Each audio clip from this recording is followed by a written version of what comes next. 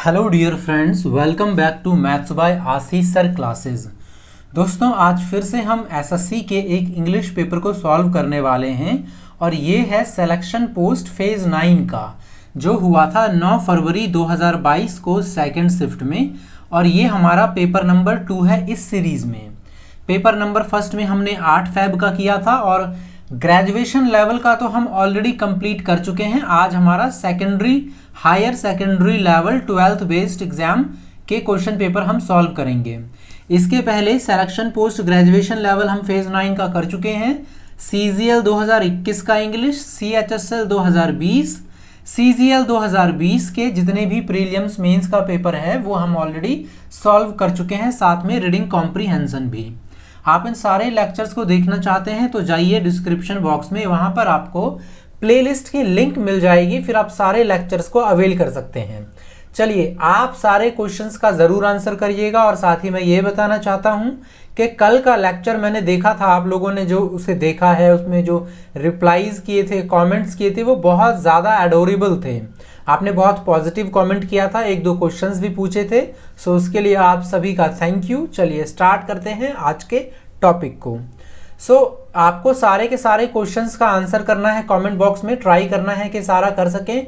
और 1-2 कमेंट्स आए थे कि उनका CGL का एग्ज़ाम बहुत अच्छा गया है, क्लोज टेस्ट जिस तरीके से मैं सॉल्व करवाता हूँ या PQRS उनको समझ में आते हैं, तो ये भी बहुत अच्छी बात है। कीप सपोर्टिंग, आप इनको देखते रहिए, आपकी इंग्लिश बहुत अच्छी हो जाएगी बाय द टाइम। तो चलिए फिर स्टार्ट करते हैं क्वेश्चन को। अब आपको यहाँ पे शो हो रहा है हमारा क्वेश्चन नंबर 1। क्या है ये है आपका इनडायरेक्ट स्पीच। तो जब भी आप एग्जाम में या मॉक देते टाइम देखें नरेशन का डायरेक्ट और इनडायरेक्ट स्पीच है, तो सबसे पहले आपको फोकस करना है यहाँ पर क्या लिखा है रिपोर्टेड वर्ब में। सैड टू, आपको पता है सैड टू कन्वर्ट होता है टोल्ड में, तो ये कट गया हमारा, बाकी हर जगह टोल्ड है ही। अब इसके बाद आई, यहाँ पे इन्वर्टेड कोमा की जगह दैट होगा, सभी में है। इसके बाद आई फर्स्ट पर्सन कन्वर्ट होता है सब्जेक्ट के अनुसार। ललिता एक लड़की है तो उसका सब्जेक्ट हो जाएगा शी। सो यहाँ पर आई, यहाँ पर शी, यहाँ पर शी, यानी सेकंड भी हमारा आंसर कट गया। ये आगे देखिए, I would never gone on the expedition. अब यहाँ पे आप ऑप्शन नंबर 3rd और 4th को देखेंगे तो यहाँ पे लिखा हुआ है वुड हैव नेवर गॉन, यानी वुड हैव के बाद वर्ब की थर्ड फॉर्म आती है, ये चेंज नहीं होगा।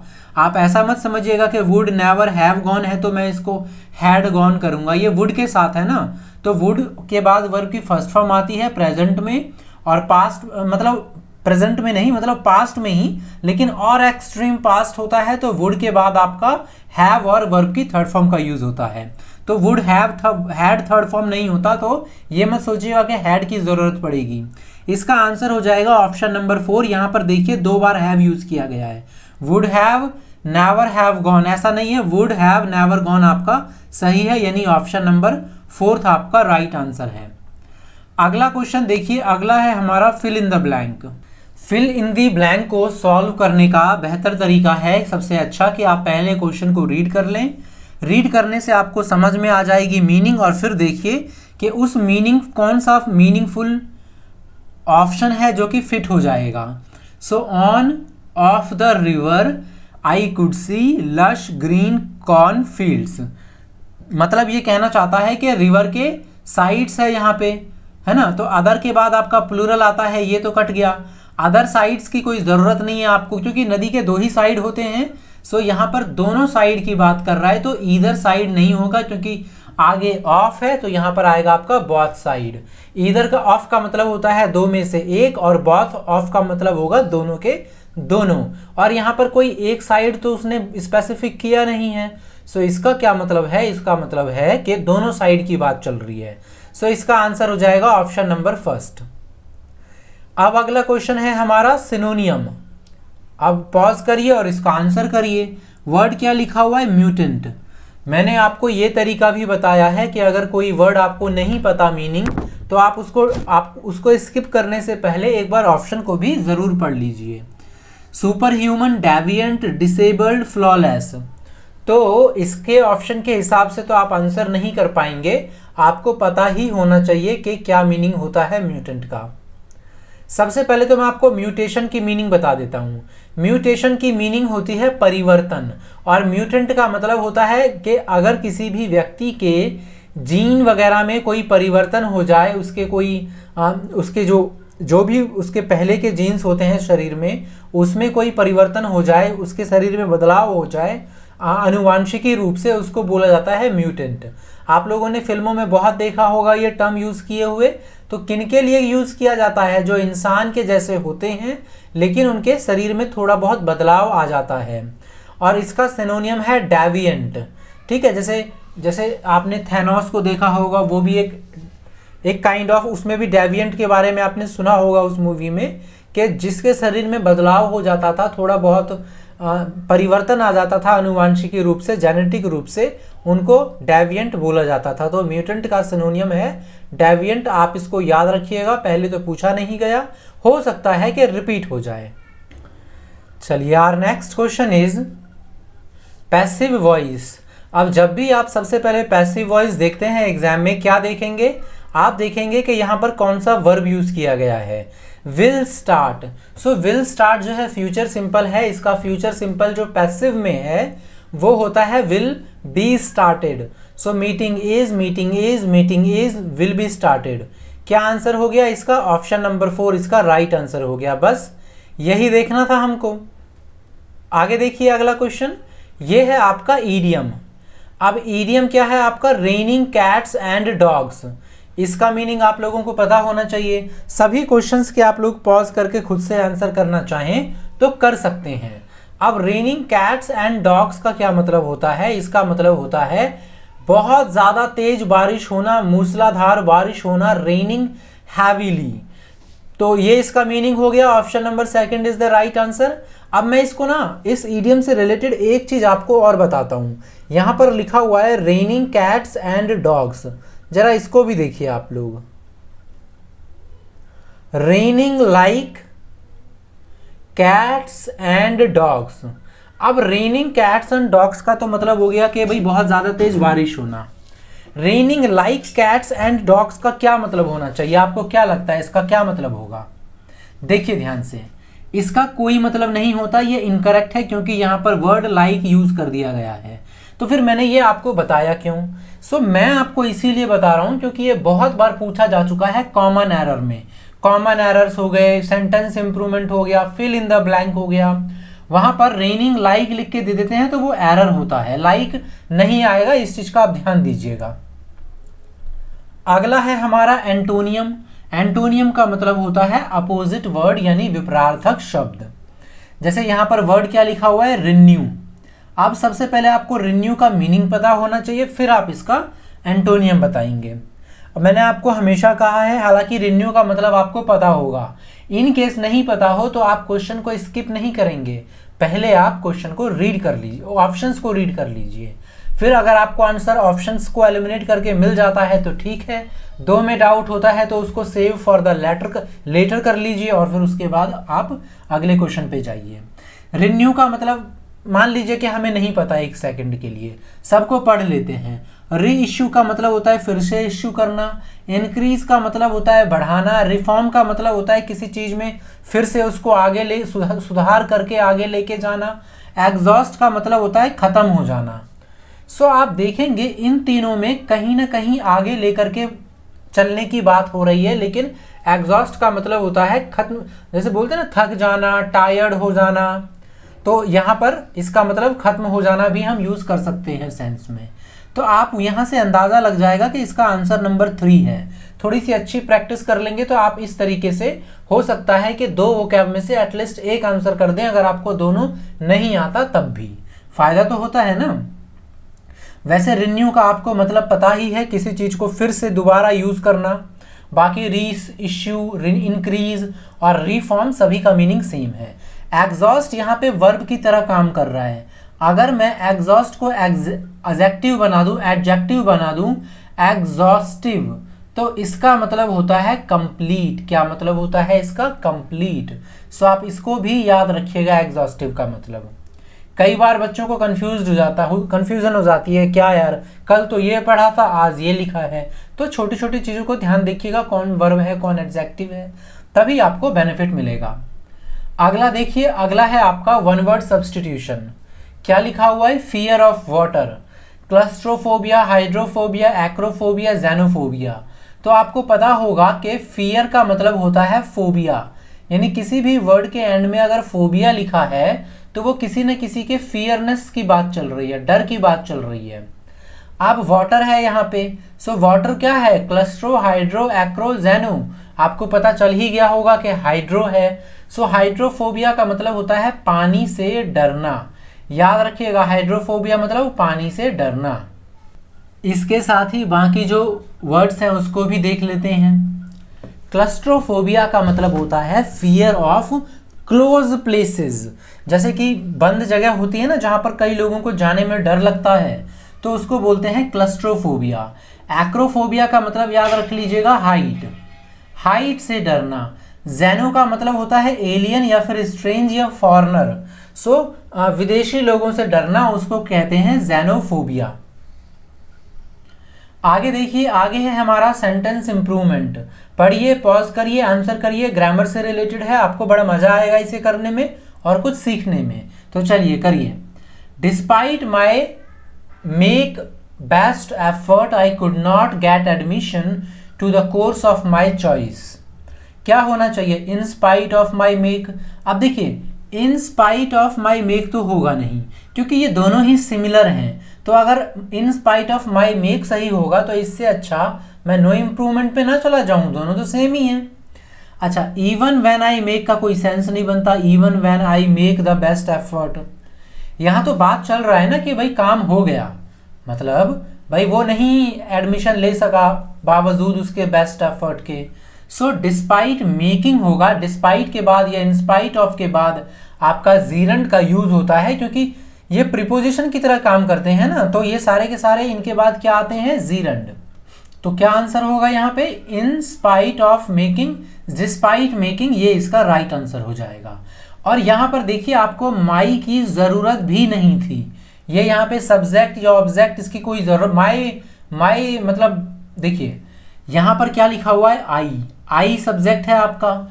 जब ऐसी सिचुएशन आए कि यहाँ पर हमारा सब्जेक्ट है ही और इसके पीछे थोड़ा सा क्लॉज हमें ऐड करना हो, तो हमें एक और सब्जेक्ट की ज़रूरत नहीं होती, स्पेशली हम जब कोई प्रीपोजिशन वगैरह यूज़ करते हैं और उसके बाद जीरंड, तो क्योंकि ये ऑब्वियस होता है कि यहाँ पर इसी की बात की जा रही है, तो आपको बार बार दिखाने की कोई ज़रूरत नहीं होती।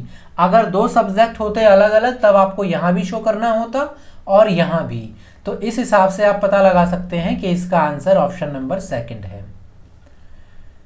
अगला देखिए क्या है आपका? Indirect speech. इनडायरेक्ट स्पीच जैसे ही मैंने देखा, सबसे पहले मेरा काम है मैं सैड टू को देखूंगा। सैड टू कन्वर्ट होता है टोल्ड में, सही है, गलत है, गलत है, सही है। देखिए सैड टू को कई जगह सैड टू भी छोड़ देते हैं, तो ऐसा मत सोचिएगा ये गलत होगा, ये भी सही होता है। आप कन्वर्ट करते हैं रूल के अकॉर्डिंग, लेकिन नहीं भी कर सकते हैं। इसकी जगह मैंने जैसे ऑप्शन नंबर थर्ड में बोला सैड गलत है, लेकिन सैड टू को सैड भी लगा सकते हैं, ठीक है। लेकिन इसके बाद डायरेक्टली दैट आ जाएगा, फिर आप इसके बाद वर्ब अनीता को यूज नहीं करते, ये बात ध्यान रखिएगा। और अगर मान लीजिए कर भी दिया होता इन केस कि भाई सैड भी यूज कर देते, अनीता भी यूज कर देते, तो फिर चारों ऑप्शन में ही एग्जामिनर वो दे देता आपको, ताकि आप वहां से एलिमिनेट नहीं कर सकते, ताकि ना कर सकें। तो आगे से जब आप सॉल्व करिएगा क्वेश्चन पेपर को, तो इन छोटी छोटी सी चीज़ों पे आप ध्यान दीजिएगा। आगे देखिए, आई एंजॉयड पास्ट है तो ये कन्वर्ट हो जाएगा हैड एंजॉयड में। सो यहाँ भी है, पहला दूसरा तीसरा तो हो नहीं सकता, हैड बीन है। सो ये है पैसिव, जबकि सेंटेंस आपका एक्टिव में है तो एक्टिव वाला ही आपका आंसर जाएगा। एक्टिव पैसिव नहीं कर रहे, कर हम रहे हैं नरेशन ही, लेकिन सेंटेंस का स्ट्रक्चर मैं बता रहा था कि ये हैड बीन एंजॉइंग, अच्छा सॉरी मैंने ये एंजॉइंग नहीं देखा, हैड बीन एंजॉइंग है, हैड बीन एंजॉइंग पैसिव नहीं है, एक्टिव ही है। सो ये नहीं जाएगा, ठीक है, हैड बीन एंजॉइंग नहीं जाएगा, सिर्फ आपका हैड एंजॉयड जाएगा। ये आपका आंसर है ऑप्शन नंबर 4। आगे चलते हैं। आगे है आपका idiom a dime a dozen. A dime a dozen का मतलब क्या होता है? ए डाइम ए डजन का मतलब होता है, मैंने थोड़ा अच्छे से एक्सप्लेन करता हूँ इसको। कई जगह आप एग्जाम में बुक्स वगैरह में इसको वैसे भी लिखा मिलेगा आपको, वेरी कॉमन, हो सकता है कि आपको वेरी कॉमन लिखा मिल जाए, या हो सकता है कि साधारण लिखा मिल जाए। बेसिकली इसका मतलब क्या होता है, जैसे कि आप कश्मीर में जाएंगे, जम्मू में जाएंगे, तो वहाँ पे जो एप्पल्स होते हैं ना, they are like dime a dozen. मतलब वहाँ पे इतने ज़्यादा भरे होते हैं कि आपको सस्ते रेट पे बहुत, मतलब ऐसे पड़े मिलते हैं, पड़े पड़े, मतलब इधर उधर पैरों से कुचले जा रहे होते हैं। सो मतलब बहुत आसान से अवेलेबल हो जाता है, इतना ज़्यादा कॉमन होता है कि सो वो होता है ए डाइम ए डजन। सो मैंने आपको दोनों वे में बता दिया, आप याद रखिएगा, एग्जाम में कुछ भी ऑप्शन में दे सकता है। ओके, आप सभी का फेवरेट टॉपिक है और मुझे लगता है कि अगर आप लोग मेरे PQRS करने के तरीके को देखेंगे तो आप बहुत ज़्यादा इम्प्रूव कर पाएंगे PQRS करने को। हाँ या ना, ये कमेंट बॉक्स में आप मुझे बताइए। अब जैसे ही मैंने PQRS देखा, सबसे पहले मेरी नज़र जानी चाहिए इस पे, ये मेरा स्टेप फर्स्ट है। मैंने देखा कि C से स्टार्ट हो सकता है या तो B से स्टार्ट हो सकता है, तो चलिए पढ़ना शुरू करते हैं, C और B दोनों। C थोड़ा ईज छोटा है मुझे लग रहा है, तो पहले इसको पढ़ लेते हैं। The fact is we are still learning how strong this protection. भाई कौन सा protection is and how long it lasts, कितने लंबे तक ये चलेगा, भाई हमें नहीं पता कौन से प्रोटेक्शन की बात चल रही है, क्या कितने लंबे तक समय तक चलेगा। तो मतलब मैं इस बात को तो समझ गया कि ऑप्शन नंबर C वाला, जहां से स्टार्टिंग हो रहा है, यानी फर्स्ट और थर्ड, ये तो आंसर मेरा हो ही नहीं सकता। फर्स्ट और सेकंड, ये तो आंसर मेरा हो ही नहीं सकता, मैं ये बात समझ गया, C से स्टार्ट नहीं होगा। तो आगे देखते हैं और कौन सा हो सकता है। अब B पढ़ लेते हैं। कोविड वैक्सीन्स, अब यहाँ पे किन किन चीज़ों की बात हो रही है, इसमें एक कीवर्ड होता है। कीवर्ड का मतलब जो जो मेन वर्ड्स होते हैं आपको ध्यान रखने चाहिए, मैं बताता जाता हूँ। कोविड वैक्सीन्स, किसकी बात चल रही है, COVID vaccines have only been developed in the past few months, पिछले ही कुछ समय में तैयार किया गया है, इसीलिए it is too early to say, ये बहुत जल्दी है कहना कि हाउ लॉन्ग, कितने लंबे समय तक कोविड वैक्सीन हमको प्रोटेक्ट करके रखेगा। सो बी में हमें कोविड वैक्सीनेशन के प्रोटेक्शन की बात चल रही है। अब बी के बाद या तो सी आएगा या तो डी आएगा। आप अपना कमांड और इम्प्रूव कर लेंगे ना, तो आप लास्ट वाले से भी पता लगा सकते हैं कि कौन सा आंसर होगा। जैसे चलिए एक बार, लास्ट पढ़ने से अच्छा है पहले एक बार हम सी डी देख लेते हैं। सी तो हमने पढ़ लिया है, डी देखते हैं। However, it is encouraging that available data suggest the most people who recover from COVID-19 develop an immune response that provides at least some period of protection against reinfection. A में लिखा है research is ongoing to answer this question. अब मुझे बताइए, क्या आप सोच सकते हैं कि इसका आंसर क्या होगा, पहला या चौथा? मैं इस कीवर्ड का यूज करके मैं अभी आपको आंसर बता देता हूं। आपका काम है कि आप पॉज करिए और सोचिए क्या आंसर हो सकता है, फर्स्ट या फोर्थ, और मैं आपको बताऊंगा तो आपका माइंड ब्लो हो जाएगा, आप कहेंगे हाँ ये चीजें हमें ध्यान में रखनी चाहिए। देखिए वो कीवर्ड है प्रोटेक्शन, इसके बाद बात चल रही है प्रोटेक्शन की, तो बी के बाद क्या आएगा, सी। और अच्छे से ध्यान से देखिए, research is going on to answer this question. Research कौन से क्वेश्चन का, इस वाले क्वेश्चन का, कि भाई how strong this protection is and how long it lasts, कितने लंबे तक ये समय तक ये चलेगा। और देखिए हाउएवर इट इज एनकरेजिंग, अब यहाँ पे देखिए डेटा की बात चल रही है, तो डेटा पहले आएगा कि रिसर्च पहले आएगा? यहाँ पर एडी है ना भाई, यहाँ पे ए है, डी है, इसमें डी है, ए है, पहले रिसर्च किया जाएगा या पहले उसका डेटा सजेस्ट करेगा? अब आप सोचिए, पहले तो रिसर्च करेगा तभी तो उसका डेटा आएगा ना, तो पहले ए आएगा उसके बाद डी आएगा। इन चीजों को ध्यान में रखा करिए PQRS सॉल्व करते समय, तो आप पूरा नहीं भी पढ़ेंगे ना तो भी आपका आंसर हो जाएगा, है कि नहीं? मुझे बताइए ये आपको अच्छा लगा कि नहीं लगा, कमेंट करके। अच्छा, डेटा प्लूरल है या सिंगुलर, ये मुझे कमेंट करके बताइए। अगर डेटा प्लूरल है तो इसका सिंगुलर क्या होगा, और डेटा अगर सिंगुलर है तो इसका प्लूरल क्या होगा, ये आपको मुझे कमेंट बॉक्स में करना है, पॉज करके आंसर करिए। अगला है इनकरेक्टली स्पेल्ड वर्ड। इसके लिए आपको सभी स्पेलिंग को पढ़ना चाहिए और ये 1 महीने में प्रिपेयर नहीं होता। आप 5 महीने 6 महीने जितना भी टाइम है, 2 महीने 1 महीने डेली 5 से 10 वोकैबुलरी पढ़िए, लेकिन 1 महीने में या 10 दिन में नहीं होता। कैसे करेंगे एग्जाम में? एग्जाम में देखते हैं। पैक्यू PECULIAR सही है। ग्रामर GRAMMAR सही है। डबल एम होता है, दोनों साइड ए होता है। XCE लेंथ LLENT सही है। एडवेंचर ATTVENTURE गलत है। एडवेंचर में ADD नहीं होता, सिर्फ AD होता है एडवेंचर में। सो ये आपका करेक्ट है। आगे चलते हैं। पैसिव वॉइस है। जैसे ही मैंने देखा रिक्वायर्स पे मेरी नजर गई। सिंपल प्रेजेंट है, सिंपल प्रेजेंट है तो इज थर्ड फॉर्म होना चाहिए, यहां भी है, यानी सेकंड और थर्ड कट गया मेरा। इज टू बी रिक्वायर्ड नहीं होगा। टू V1 का बनता है, टू पैसिव बनता है, टू बी वर्ब की थर्ड फॉर्म, जबकि हमको यहाँ पर सिंपल प्रेजेंट चाहिए, तो यानी पहला हमारा आंसर है। बस इतना ही करना था एग्जाम में। क्वेश्चन नंबर 14 पॉज करिए, आंसर करिए। Select that option that has the error. किस पार्ट में एरर है? द चिल्ड्रन विच सैंग पास्ट हो गया। इन द कॉयर वर अपलाउडेड, तारीफ किया गया था by the audience. So coir का मतलब होता है ग्रुप ऑफ सिंगर्स। क्या मतलब होता है? Group of singers.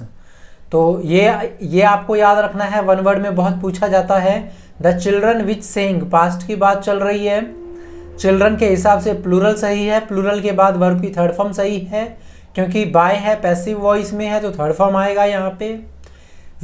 विच जो हो गया आपका रिलेटिव प्रोनाउन, ये चिल्ड्रन के बाद नहीं आएगा। विच होता है आपका नॉन लिविंग थिंग के लिए, आप यहाँ पे दैट यूज करते हैं। सो ये आपका एरर है। आगे देखिए, वन वर्ड। आप जब भी वन वर्ड करते हैं बहुत इजी होता है। आप थोड़ी सी प्रिपरेशन कर लेंगे वन वर्ड की तो बहुत अच्छा होगा आपके लिए। One who does not believe in the existence of God, जो भगवान के एग्जिस्टेंस पे भरोसा नहीं करता है, उसको बोलते हैं, ऑप्शन के हिसाब से जाएगा एथीस्ट, मतलब होता है नास्तिक। अगर मैं थेइस्ट कर दूं तो इसका मतलब हो जाएगा आस्तिक, राइट, आस्तिक और नास्तिक। तो ये इसका राइट आंसर है। हैपोक्राइट आपको पता ही है, पाखंडी। फैटलिस्ट का मतलब होता है जो भाग्य पे भरोसा करता है। ईगोइस्ट का मतलब होता है जो अपने बारे में बहुत ज़्यादा सोचता है। तो ये हमारा आंसर हो गया। इसके बाद है पैसेज। पैसेज को हम अलग से सॉल्व करते हैं, आप जानते हैं, इसकी प्लेलिस्ट अलग से बनी है, आप लोग प्लीज़ जा करके पैसेज को देखिए। मैंने बड़े अच्छे तरीके से सिखाया है सॉल्व करना। आते हैं हम सभी के इम्पॉर्टेंट और सबसे फेवरेट टॉपिक पे, दैट इज क्लोज टेस्ट। तरीका है, सबसे पहले रीड कर लीजिए इस पूरे पैसेज को। रीड करने के बाद टेंस, नॉलेज, ग्रामर, वोकैब, इन सभी की मदद से आप कर पाते हैं। अगर किसी भी फिल इन द ब्लैंक में आपको डाउट हो, जैसे सपोज करिए यहाँ पे डाउट है, तो इसको रोक लीजिए थोड़ी देर के लिए। इन सभी को समझिए, इसको समझिए, इसको समझिए। कई बार क्या होता है कि जब आप इन आगे पीछे बहुत ज़्यादा पढ़ेंगे तब आपको यहाँ का मीनिंग समझ में आता है, क्योंकि क्लोज टेस्ट का मतलब ही यही होता है, आसपास की चीज़ों से रिलेटेड सही करना। चलिए, मैं तो पढ़ूंगा इसको, साथ साथ ही आंसर करता जाऊंगा। मैं आपसे उम्मीद करूंगा you are supposed to read it first. चलिए देखिए, ड्यूरिंग द पैंडमिक के दौरान सुरेन एक रेगुलर डोनर था प्लेटलेट का। वो फंस गया था मुंबई से बाहर में 14 सप्ताह के लिए। एक कांस्टेंट थॉट, एक लगातार सोच जो थी, मतलब विचार जो आ रही थी, जो छूट गया था डोनेशन के डेट, यानी वो डेट छूट गई होंगी ना जिन पे वो डोनेशन करना होगा उसको।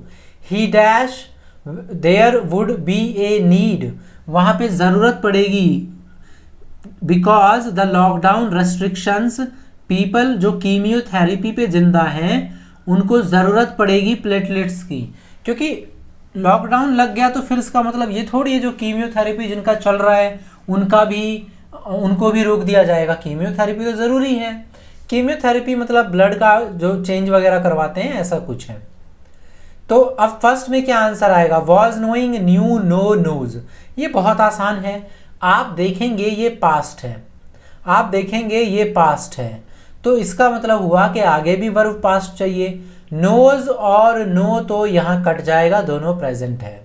वॉज नोइंग, ऐसा थोड़ी वॉज नोइंग मतलब ही वॉज नोइंग नहीं होता, नो हो न्यू हो, सिंपल पास्ट होगा, है ना।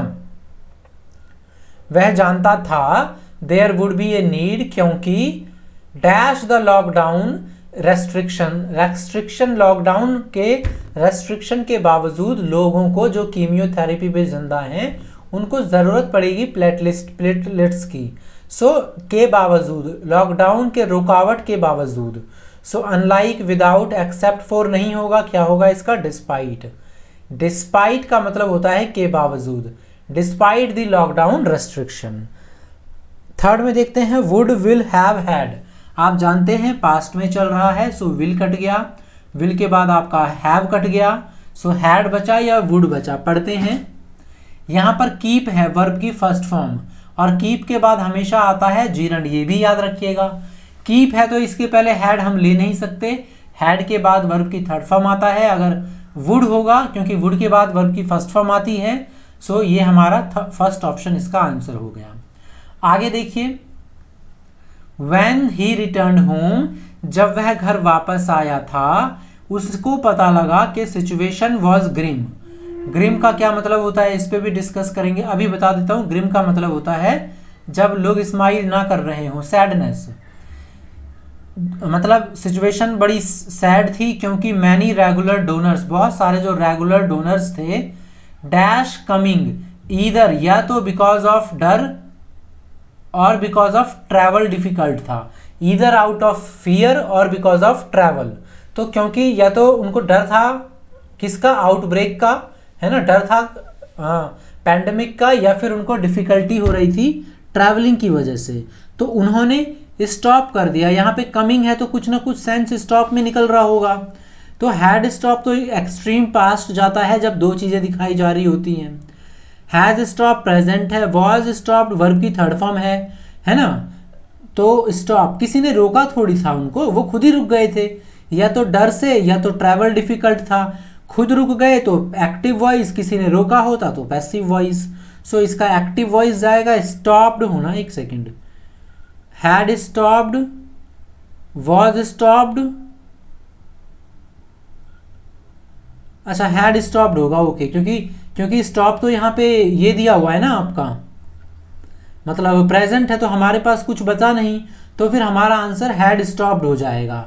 अदरवाइज, एक second, he discovered that the situation was grim as many regular donors had stopped, yes had stopped बिल्कुल सही है, रोक चुके थे खुद को आना, और स्टॉप्ड होता तो वो भी आंसर हो जाता, बट वो है नहीं, तो हम जाएंगे हैड स्टॉप्ड के साथ, और वॉज आएगा नहीं क्योंकि ये पैसिव है। अच्छा आगे देखते हैं, so he formed a small dash of donors, party, gang, corporation, corporation और गैंग का वैसे ही कट कर देंगे, पार्टी नहीं, यहाँ पर जाएगा ग्रुप।